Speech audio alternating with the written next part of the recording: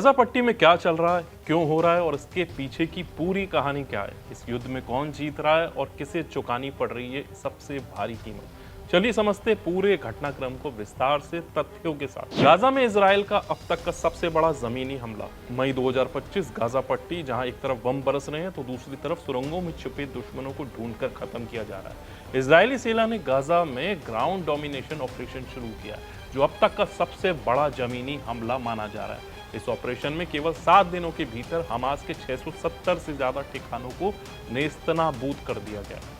इनमें command centres, हथियारों के गोदाम, बंकर और वो सुरंगें भी शामिल थी जिन्हें हमास ने अपने छिपने और हमलों के लिए बना रखा था। मिशन का सबसे बड़ा निशाना मोहम्मद सिनवार। इस बार इजराइल सिर्फ जवाब नहीं दे रहा, वो इस लड़ाई को फिनिश लाइन तक ले जाना चाहता है और उसका सबसे अहम टारगेट था हमास का सैन्य प्रमुख मोहम्मद सिनवार। खान यूनिस के यूरोपीय अस्पताल के नीचे बनी गुप्त सुरंग में छिपे सिनवार को इजरायली खुफिया एजेंसियों ने ट्रैक किया।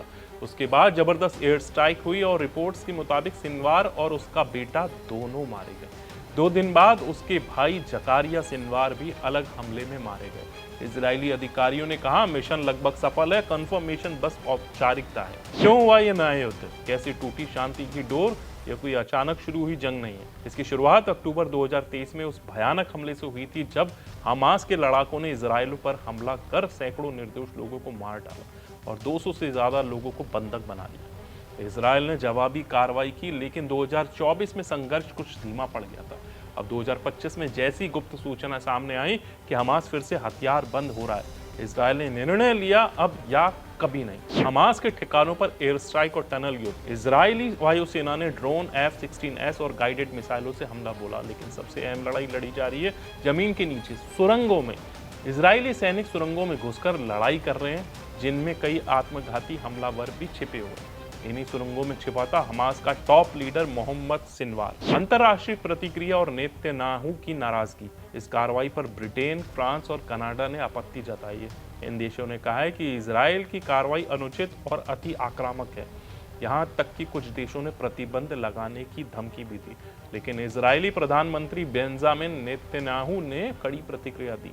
आप हमास को इनाम दे रहे हैं, हम ना रुकेंगे ना झुकेंगे। इजराइल के पीएम ने 4 शर्तें रखी: सभी बंधकों की रिहाई, हमास का आत्मसमर्पण, नेतृत्व का निर्वासन, गाजा का पूर्ण निरस्त्रीकरण।